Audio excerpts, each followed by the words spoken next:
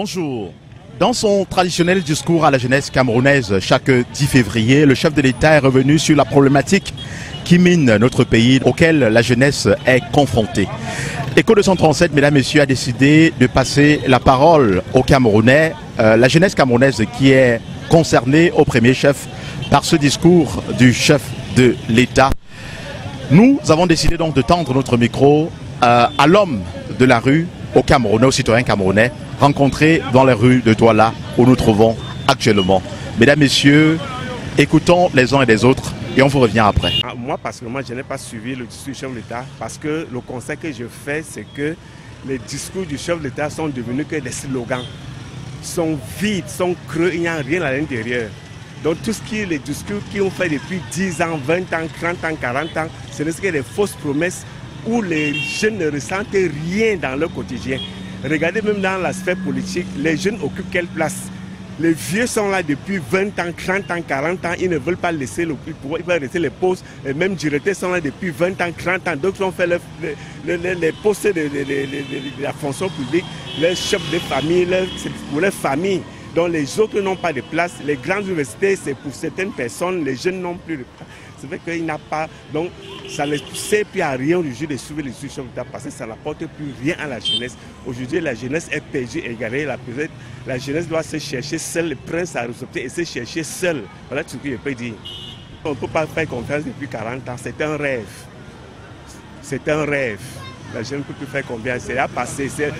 Celui qui viendra porter ce Cameroun, c'est celui que l'on pourra encore faire confiance. Mais pour celui qui est là aujourd'hui, depuis qu'à sont les fausses promesses, les mêmes choses. Le tournant, on tourne en rond, on ne voit rien, la misère, les jeunes souffrent, désespérés, désemparés, abandonnés à eux-mêmes. La bière, la boisson, les choses, les plus mauvaises choses, les pires, les choses que les jeunes font aujourd'hui, c'est tout ça. Parce qu'ils n'ont plus rien à faire. Ils sont jeunes, ils ne travaillent pas, ils ont diplômé, ils sont devenus les mototaximans, ils n'ont rien à faire. Faire confiance encore, ça ne vaut pas la peine. Yes, thank you, Mr. Journalist. We, the youth of Cameroon, we need only implementation. He has been saying things he has not been. Cameroon youth, they are still suffering from what.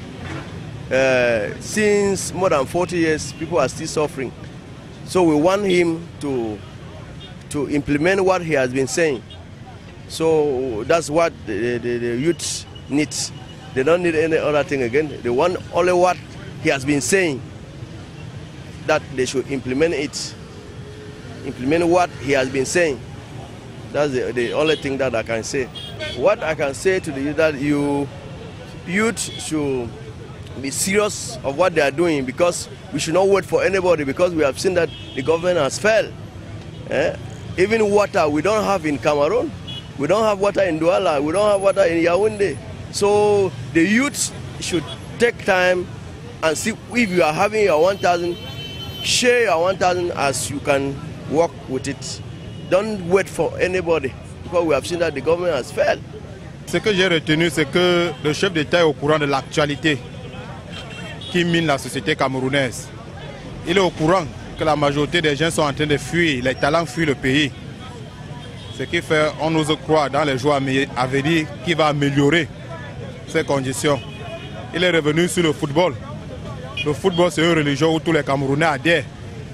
Mais il a compris que ça ne va pas. Ça veut dire que les renseignements ont fait leur travail. Voilà ce que je peux vous dire par rapport au discours du chef de l'État. Bon, déjà, le fait qu'il est déjà au courant de ce qui mine la société camerounaise, espérons qu'il puisse améliorer. Je pourrais dire qu'il a oublié au niveau de l'emploi. C'est un problème qui mine l'emploi. Les jeunes n'ont pas d'emploi. La majorité des jeunes sont en train de faire le bain ski. Ce qui n'est pas bien. Si on est allé à l'école, c'était pour fréquenter et après trouver un emploi. Vous avez suivi le discours du chef de l'État. Il est revenu sur plusieurs points, notamment l'obsession des jeunes à vouloir toujours partir du pays. Même les jeunes qui ont quand même réussi, parce qu'il y en a qui se sont battus dans la vie, dans des voyages au point d'avoir des petites structures. Mais même ceux-là veulent partir. Le chef de l'État est revenu sur cette question-là. Le chef de l'État est venu également sur beaucoup d'autres aspects, en demandant aux jeunes justement de continuer à faire confiance, lui faire confiance, comme ils l'ont fait par le passé, et qu'ils souhaitent qu'il le fasse toujours même dans le futur, parce que lui, le chef de l'État, il les a jamais lâchés. Le chef de l'État est revenu sur la question, la problématique du football camerounais.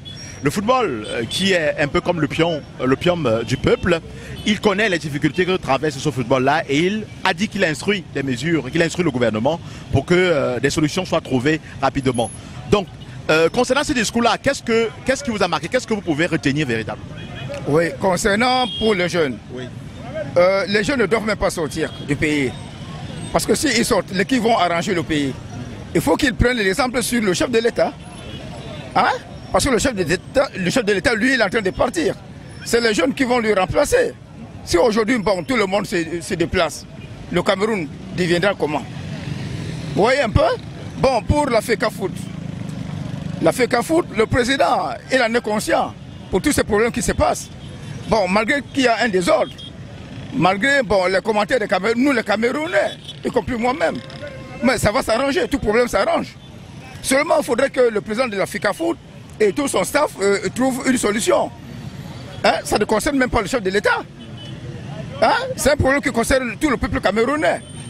Vous voyez un peu. Oui. Et voilà. Quand le chef de l'État dit par exemple, il prend l'exemple sur Nganou qui est un modèle aujourd'hui. Nganou est parti il est parti clandestinement en Europe et il a réussi. Il s'est battu pour réussir pour ce ici là où il se trouve aujourd'hui. Le chef de l'État qui est contre l'immigration des jeunes.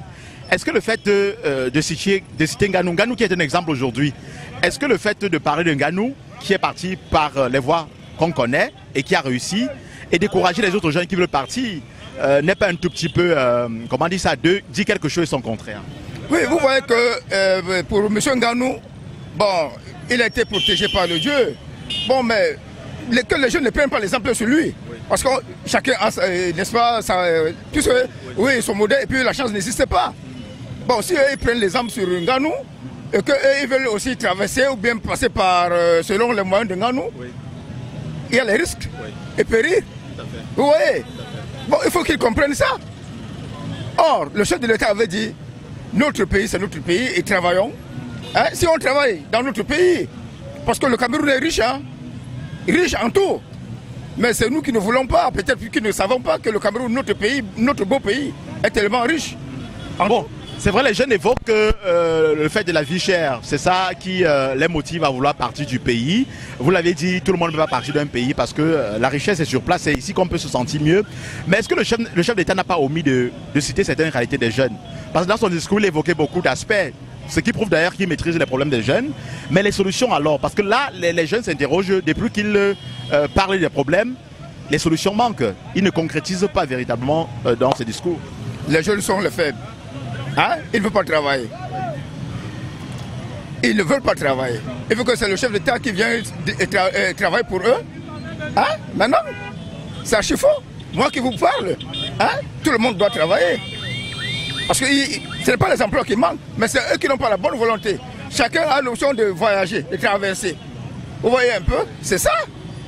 Les grandes lignes que j'ai pu capter, c'était déjà, il a parlé de la réduction des frais dans les écoles de formation de 500 000 à 50 000 francs.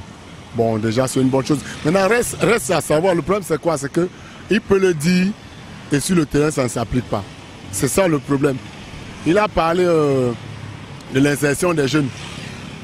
Nous connaissons la réalité dans beaucoup de choses. L'insertion des jeunes au pays. Le pays, c'est pour les vieux. Sincèrement, c'est pour les vieux.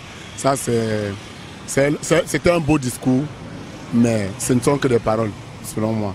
Ce ne sont que des paroles. Pourquoi? Parce qu'il le dit, mais sur le terrain, rien ne s'applique. Le vrai problème, c'est que qu'ils mettent une politique où, plus le coût de la vie est déjà trop cher, trop élevé. Alors, qu'on essaie de voir comment alléger, même pour les jeunes qui peuvent, même le taux d'emploi dont on parle là. Je vais prendre un exemple simple. Hein. Vous voyez les colboxeuses là. Est-ce que c'est qu'elles payent des taxes? Ce qui n'est pas déjà normal. Or, tout ce qu'on fait pour que ce soit bénéfique pour les jeunes, il faudrait qu'on mette une politique sur pied qui a vraiment trait à faire évoluer les jeunes. pas à taxer les jeunes, pas à mettre les jeunes dans un genre de travail où ils seront obligés de restituer ce qu'ils ont gagné dans leur gain. Le chef de l'État a évoqué cette obsession pour les jeunes de vouloir toujours partir de ce pays. L'immigration, pour prendre le cas du Canada, où beaucoup de Camerounais y arrivent tous les jours. Comment expliquer cela? C'est vrai qu'on attendait à ce que le chef d'État revienne également sur les raisons qui amènent ces jeunes-là à vouloir partir. S'il vous plaît, ne nous leurrons pas. Ne nous leurrons pas. C'est bon ailleurs. Commande pas. Ce que nous vivons. Il y a certains qui disent non, mieux la souffrance de l'autre côté que celle d'ici. Pourquoi? Parce que tu peux pas être chez toi et tu vis comme si tu étais à l'étranger, comme si tu étais en aventure, comme on dit. L'obsession de ces jeunes, c'est le bonheur à tout prix. Le bonheur à tout prix. Pourquoi? Parce que sincèrement, qu'on ne le dise pas, pour ceux qui ne sont pas entiers, pour ceux qui n'ont pas ces ouvertures-là, tout est bloqué. Dans ce pays, c'est bloqué. Le chef d'État le dit, c'est vrai. L'obsession des jeunes d'aller, c'est juste pourquoi? Parce qu'il est sûrement mal renseigné. Ouais. Si ces jeunes décident d'aller, c'est parce que c'est pas bon ici. Ils ne trouvent pas mieux. Pour tout ce que tu vas faire ici, ce sera bloqué. Une dernière question. Le chef de l'État a rassuré la jeunesse qu'elle peut toujours compter sur lui, comme elle a fait par le passé et même présentement, et qu'elle le fera davantage dans le futur, parce que lui, le chef de l'État, a toujours soutenu cette jeunesse. Est-ce que vous pensez que ce qu'il dit est vrai? Oui, il a soutenu la jeunesse en les envoyant dans l'armée. Ouais. Mais les autres activités? C'est l'armée, moi je sais que c'est l'armée. Quand on lance peut-être un recrutement ou quoi que ce soit, c'est le recrutement, ce qui embauche maintenant plus de jeunes. C'est l'armée, c'est le corps habillé quoi. L'armée, la police, la gendarmerie, ouais. Dans d'autres là, non, c'est les enfants des autres. Concernant ce discours-là, pour vous, qu'est-ce qui a manqué? Est-ce que le chef d'État a oublié de venir sur un point que vous aurez souhaité qu'il revienne?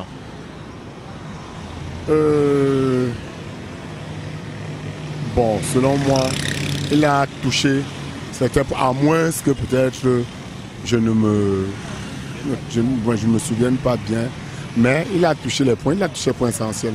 Mais en fait, ce qu'il a dit ne s'accorde pas avec la réalité. C'est tout. Si ce qu'il a dit pouvait s'appliquer, non, ce qu'on aurait, mais ça ne va pas avec la réalité. La célébration de la 58e édition de la fête de la jeunesse se célèbre dans un contexte marqué par la vie chère au Cameroun. Les jeunes sont désemparés, les jeunes ont cessé de rêver, les jeunes n'ont pas d'emploi. Malgré leur diplôme, ils sont au chômage. Beaucoup dans cette ville de Douala où je me trouve actuellement ont préféré s'investir dans l'activité du benskin. Le discours du chef de l'État n'intéresse plus beaucoup de jeunes. C'est le constat qu'on a pu faire dans les rues. Il faut dire que ce 10 jeunes à qui vous tendez le micro, il y a à peine un seul qui vous dira qu'il a suivi le discours du chef de l'État. Et d'autres l'ont même fait accidentellement parce qu'ils sont découragés. Depuis plusieurs années, le même discours est tenu, mais dans les actes, il n'y a pas de changement. Voilà la réponse que donnent beaucoup de jeunes lorsque vous leur tendez le micro concernant le discours du chef de l'État. Donc la célébration de cette fête de la jeunesse se passe dans un contexte difficile. Vous savez, il y a un peu plus d'une semaine, les prix du carburant ont augmenté à la pompe, ce qui a davantage amplifié le phénomène de vie chère qui était déjà cher avec l'augmentation des prix du carburant. Ce n'est vraiment pas évident. Les jeunes Camerounais préfèrent simplement militer sur leur propre sort et invoquer le bon Dieu pour qu'il vienne certainement les sauver de cette situation. Donc, c'est ce qu'on peut dire, mesdames, messieurs, concernant l'analyse du discours du chef de l'État. Pour la satisfaction des téléspectateurs, Écho 237 s'est rendu dans l'un des carrefours populaires de la ville de Douala. Nous nous trouvons en Dokoti et vous avez suivi les avis des Camerounais qui ont accepté s'exprimer. Je suis Thierry Katé, journaliste reporter d'Images pour le compte d'Écho 237. À bientôt.